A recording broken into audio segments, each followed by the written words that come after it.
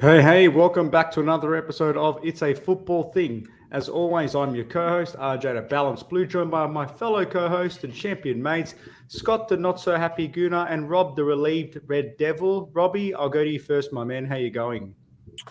Yeah, good. Thanks, mate. Just quickly, I just wanted to throw out today. I just want to quickly recognise the important day in United's history today. It's obviously the 65th anniversary of the Munich air disaster. So I just wanted to let everyone know that, and obviously rest in peace to the Busby Babes. Well said, mate. Well said. Thank you. And Scott, how you doing, mate? Yeah, mate. Yeah. Look, not a great weekend of football, but still plenty of positives, things to talk about, plenty to unpack. How about you? For me personally, look, it's a bit of a mixed bag. Domestically, as you know, we absolutely got belted, us MacArthur Bulls fans. On the Premier League front, bit disappointed for obvious reasons, but you know what? Amongst the broader backdrop, it was quite a fascinating weekend of results, and no doubt we're going to go through all of that action, of course. But if you're new to the channel, feel free to drop us a like, share with your friends, because we love talking Premier League, all things across Europe, and ultimately we're here to have a good time, boys. So let's get into it. Right, let's start. Look, speaking of a good time, let's start with something we can all enjoy. Our friends over at Liverpool. Holy moly. Every week I keep tipping them. I keep thinking they're going to turn it around. They're going to turn it around.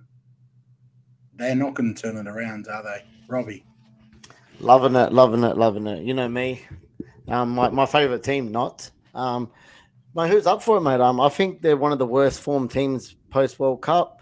They Mr. Salah, no goals barely in the last 4 or 5 games. Gakpo, their January lifeline that they stole off us. No goals, no assists, no anything. They just look like they're, you know what? They look like they're burnt out. I can't explain them any other way. We've been talking about their heavy metal rock and roll football for such a long time, the last 4 or 5 years. They just look like a train wreck at the moment, and I'm loving it. Mate, it's not rock and roll. It's almost like the new music of today, that crap that you hear on the radio that's just tired, overdone. It's meant to be a remake that's improved, but it's a remake that's much worse. That's how I describe Liverpool. What shocks me, though, you speak to a lot of diehard Reds, you don't see anyone calling for Klopp's head. RJ, we understand that Klopp's got credit in the bank. We understand that Klopp is, a Liverpool legend. Mm-hmm. When does that run out for you?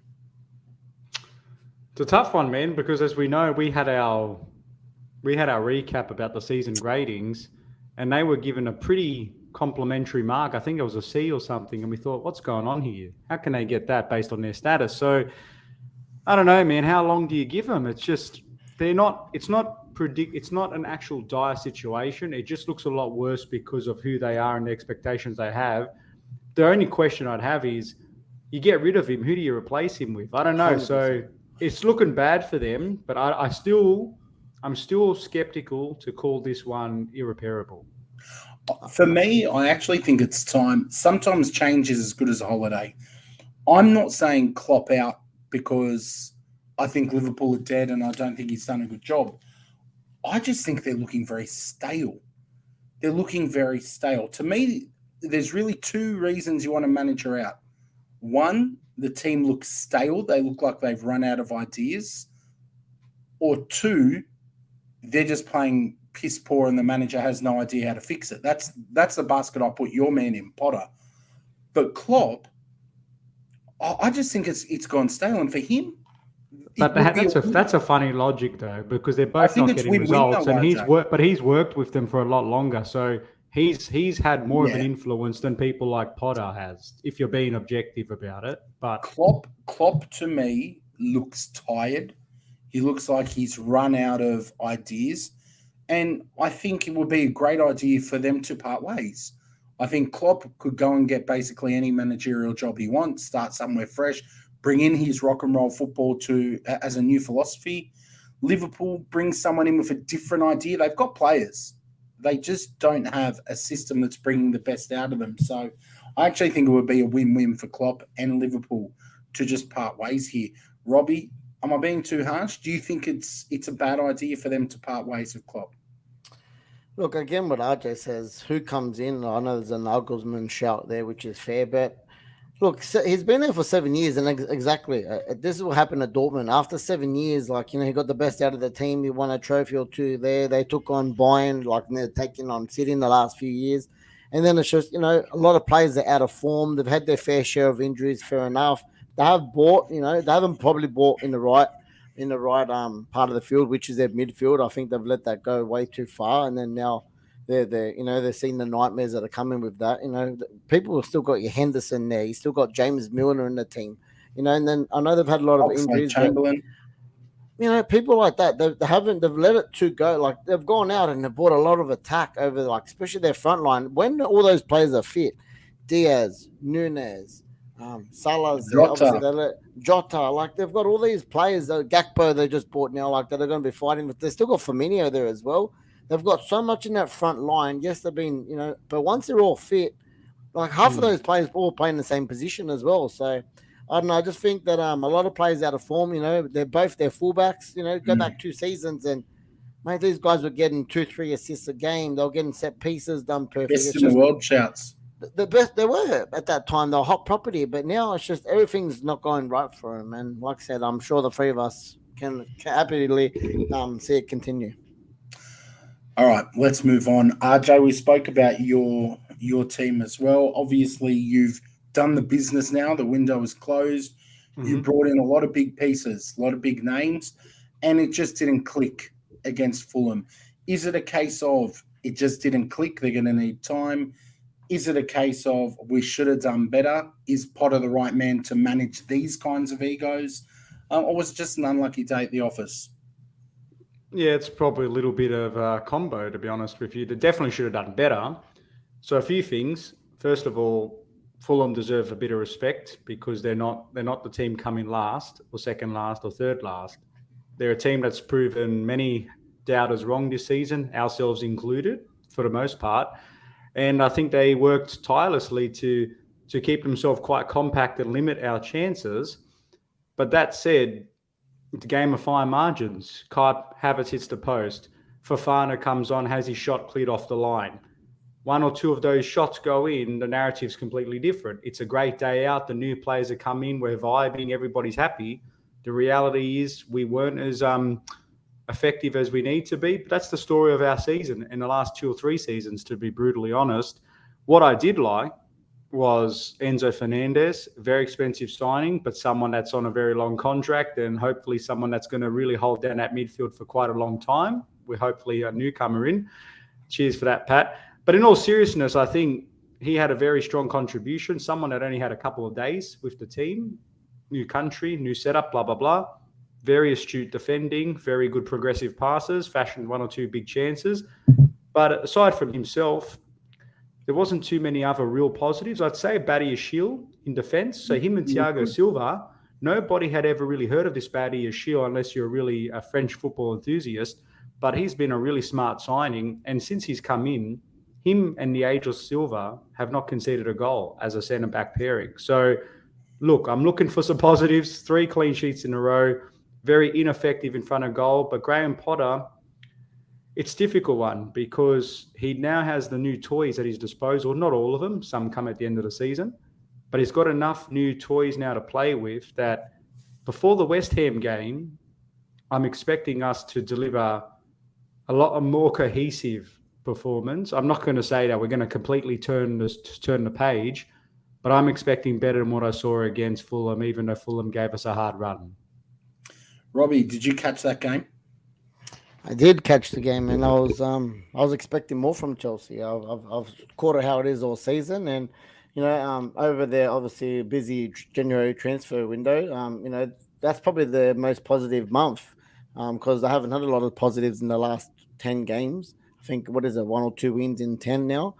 And look, 2 and 11. Money doesn't, like RJ says, money doesn't buy you happiness in a heartbeat. He's not a miracle maker, and I do agree that is, all these pieces of the puzzle have to gel.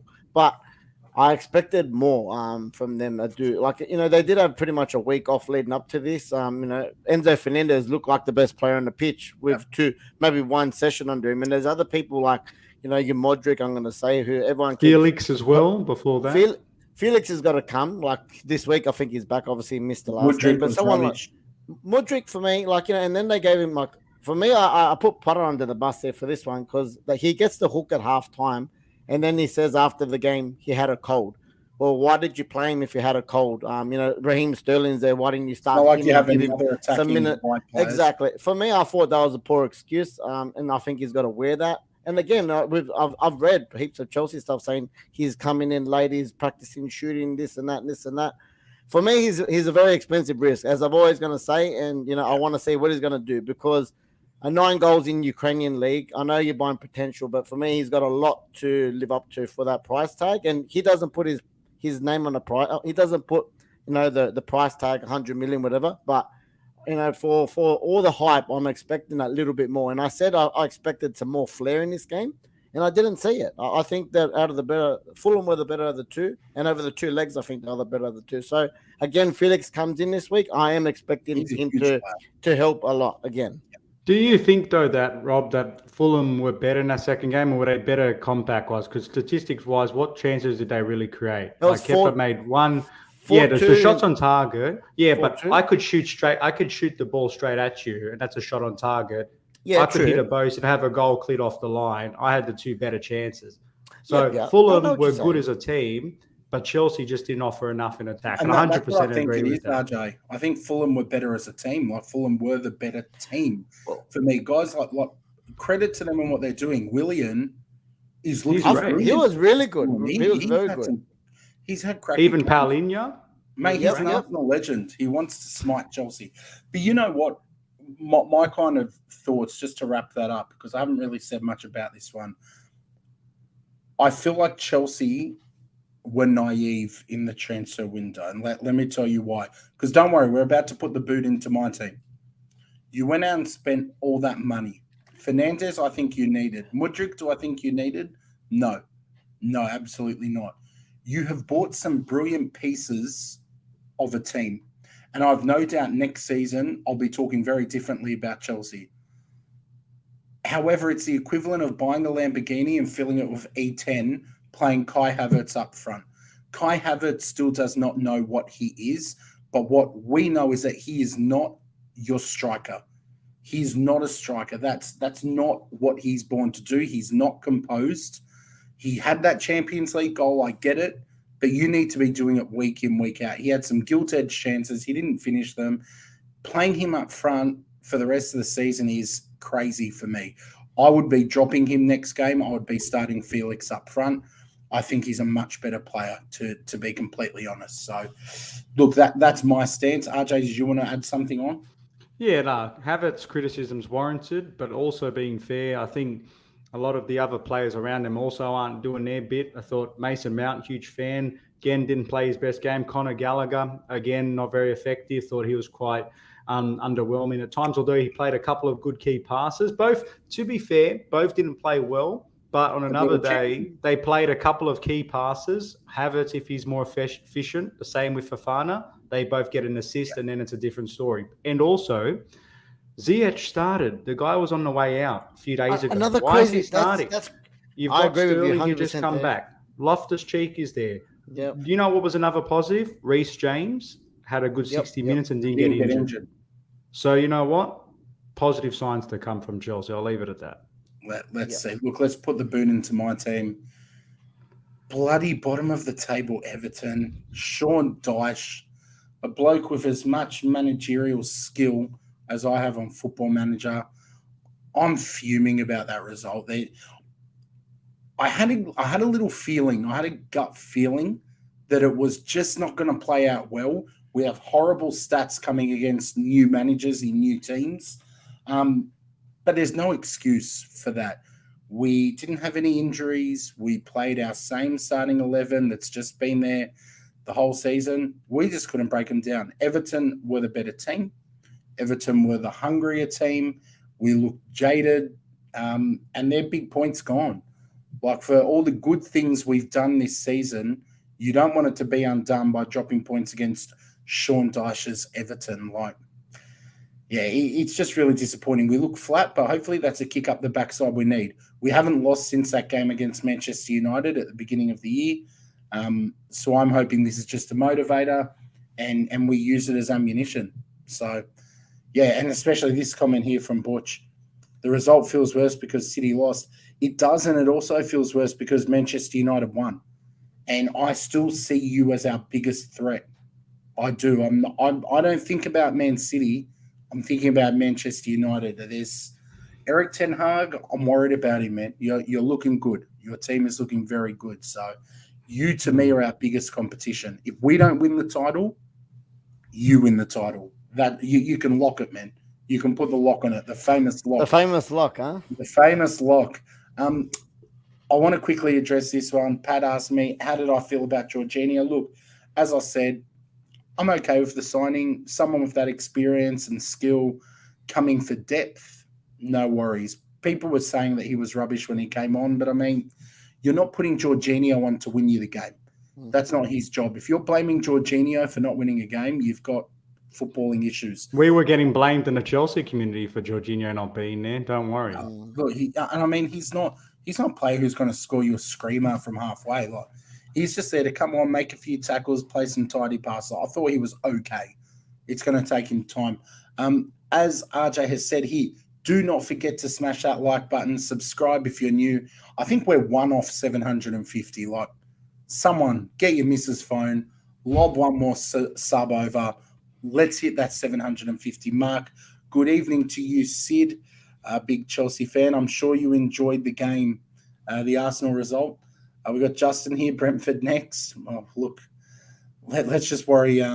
Let's worry about the team for now. I'm nervous about that game too. And why did Partey get taken off? Yeah, I think it's just a little bit of fatigue. It's something they're monitoring. I feel like he'll start next game. RJ, I put the boot into your team. Mikel Arteta said he was proud of his players, that he loved his players more than he did before the game because you got to support them. Do you love them players? Do you love us? What a psychological wish-wash that is. I'm sure he's burning behind the scenes. But, you know, the best part about this result, because Scott was absolutely ripping into me after the Chelsea game. So I imagine you spend all this money and you can't score, blah, blah, blah. And then I was ripping back because I took the bait, as I do normally, and I said, oh, yes, just like Football Manager, you just put all the players together and they're all going to work. And anyway, Everton win. So, look, it was a great result for Everton, huge for their season, gets them back on track, especially because Leeds lost as well, massive result, Southampton as well, which we'll go through. But, yeah, mate, Arsenal, a bit of a blip on the radar for them. I understand about the City result. It feels worse because City lost.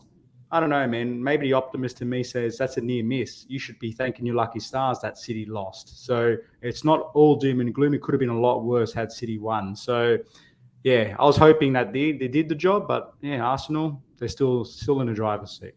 Robbie, this is your turn, mate. Go and get those boots, sharpen the studs. Do what you got to do, mate. No boot for me, to be honest. I'm going to say what that word is that RJ just said. I think this is a blip. I think it's a bit of a wake-up call, and I think Everton had a manager bounce.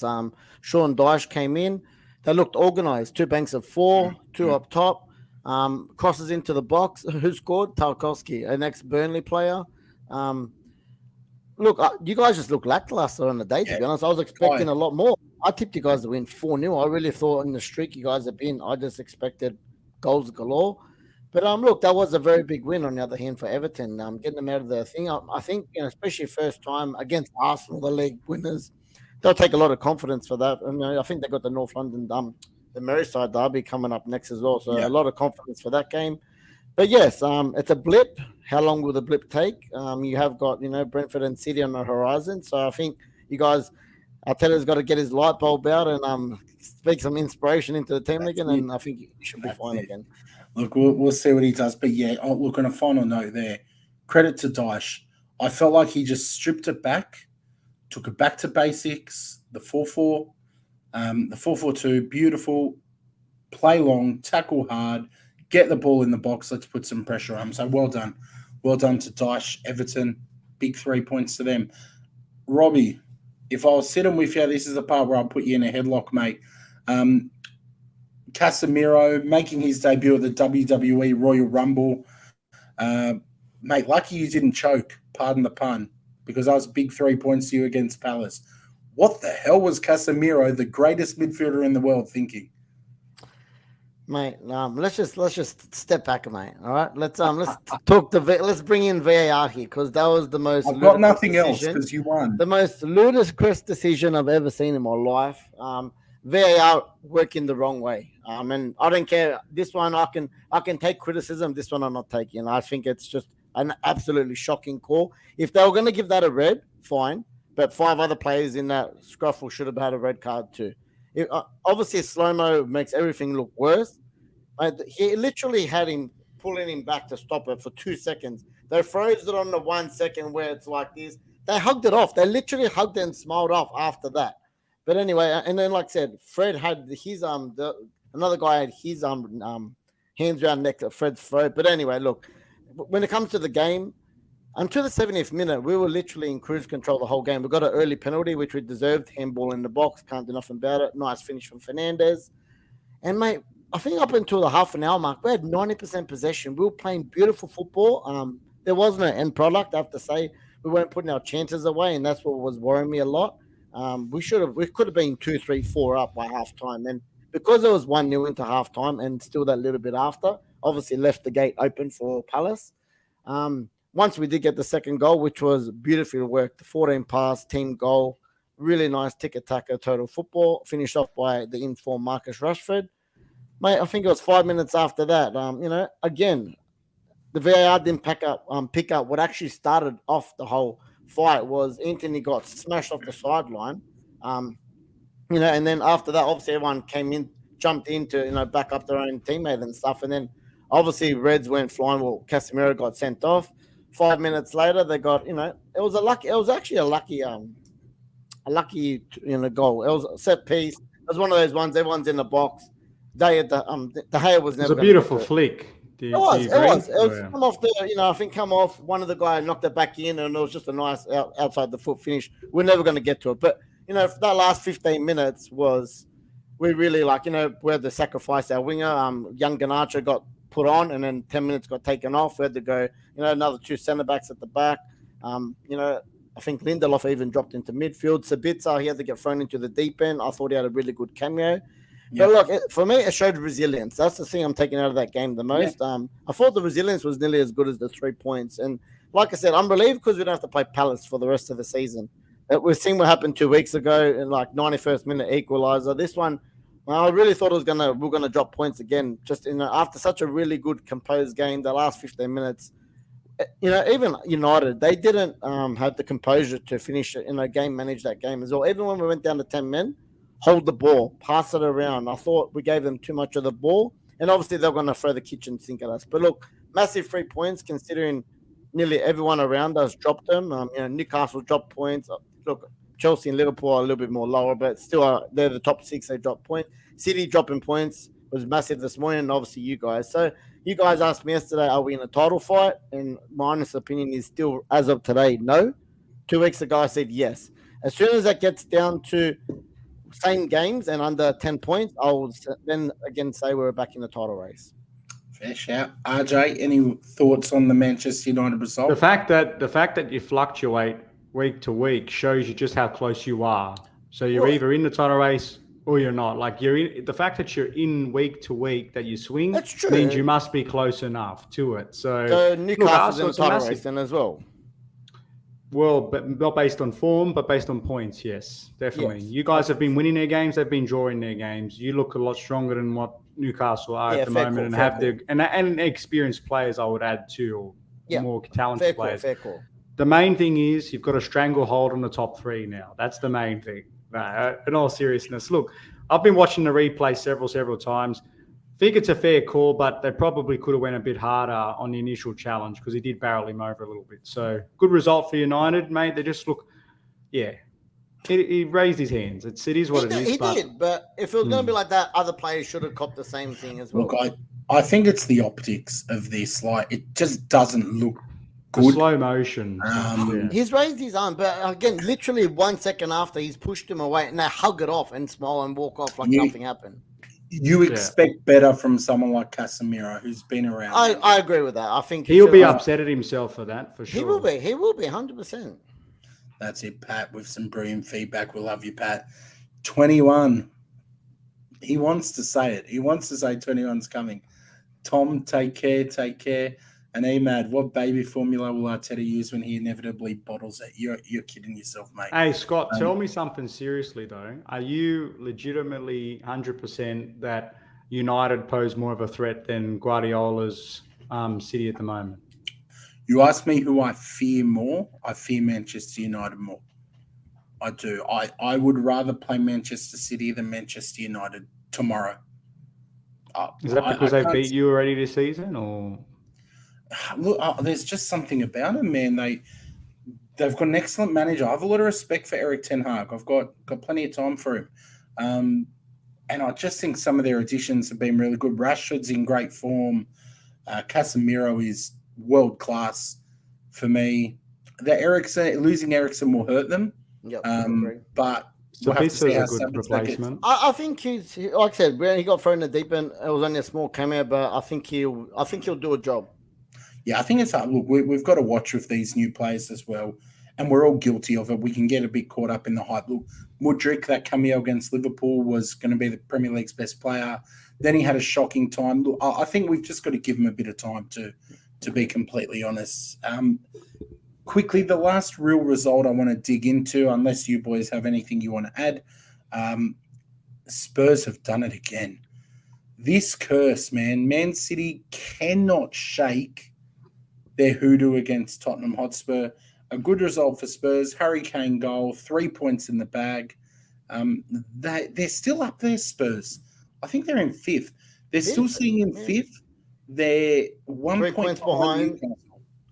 Behind who? What was that? The what? 1 point behind Newcastle. Yes, correct. Game in hand. They've got a game in hand, correct. But I feel like Spurs were doing awfully, but they're still there. Like, they're still up there. So their fans, I'm sure, will be very happy. Harry Kane, someone who will come up in later videos this week, of course.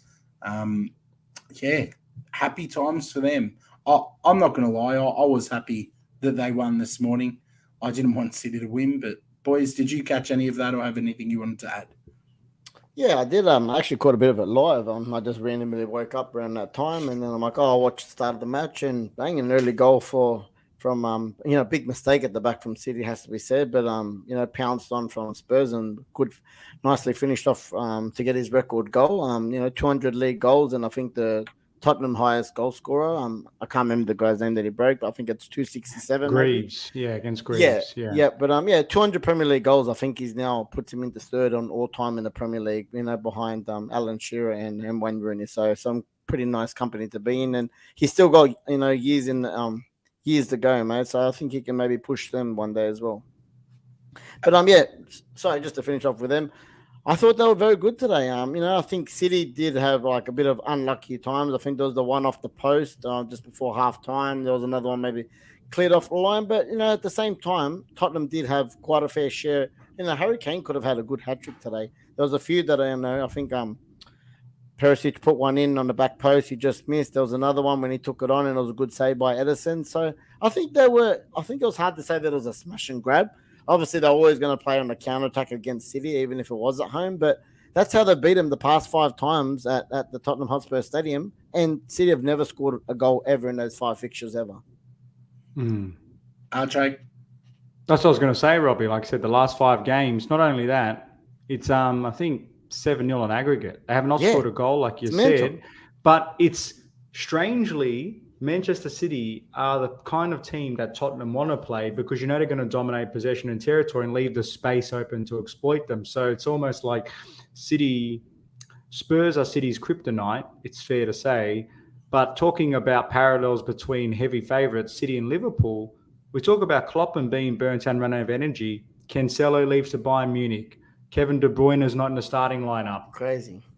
There's something brewing there at Manchester City. I'm not quite sure because they've still got dangerous players, but it's just something's not 100% up at City. That's to watch this space, I reckon. Is Haaland the equivalent problem as what Ronaldo was to United? Yes or no?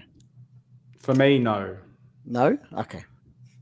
No, look, for me, it's a no as well. I mean, it's not a player's fault that they're insanely talented.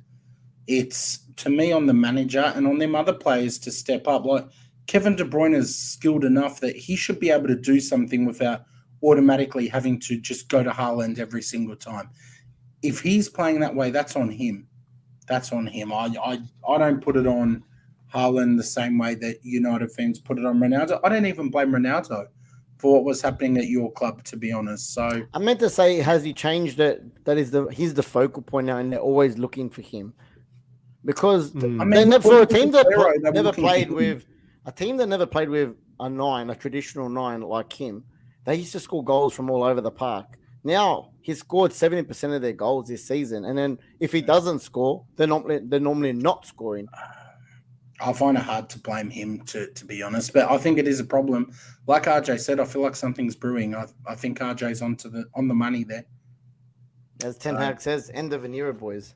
That's Era's come to an end. We'll have to pull out that chess photo of Arteta and Ten Hag. Potter can be standing in the back with a glass of champagne to bring him. That's about as good as he'll be. Boys, it's been a pleasure. Of course, had to finish the show, taking one more pot shot. But look, we will be putting out a video on Wednesday evening. Our Wednesday chats, we've been having an absolute ball with these. They're not live, but they are pre-recorded. This week, a very juicy topic. What makes a world-class player? Those words are very important. World-class. I know that Harry Kane's someone I'll be bringing up. Will I'm sure be digging through some of the legends of the past, and we'll maybe be looking at some controversial figures too. So make sure you are on the channel Wednesday night, 8:30. That will be live. Might be a bit earlier. Keep an eye out, but the best way is to hit the notification bell. RJ, any closing words, mate? Just looking forward to another couple of chats because the channel's been growing. We've been loving all the support we've been getting. I just want to say that on top of the show we do here, we've been focusing a lot on our clubs exclusively as well, for the diehard United fans, the diehard Arsenal fans, and of course, my proud Chelsea boys and girls. So make sure you stay tuned to keep checking us out. That's right. And predictions video will drop on Thursday evening, I believe, this week. So make sure, again, keep your eyes on, hit that bell, because stuff's just dropping left, right, and center. Like an enemy of Casemiro, things are getting dropped. Reds are coming out. Robbie, close the show up, legend. Boys, good talk. Over and out. And rest in peace to the Busby Babes. Absolutely well said, Rob.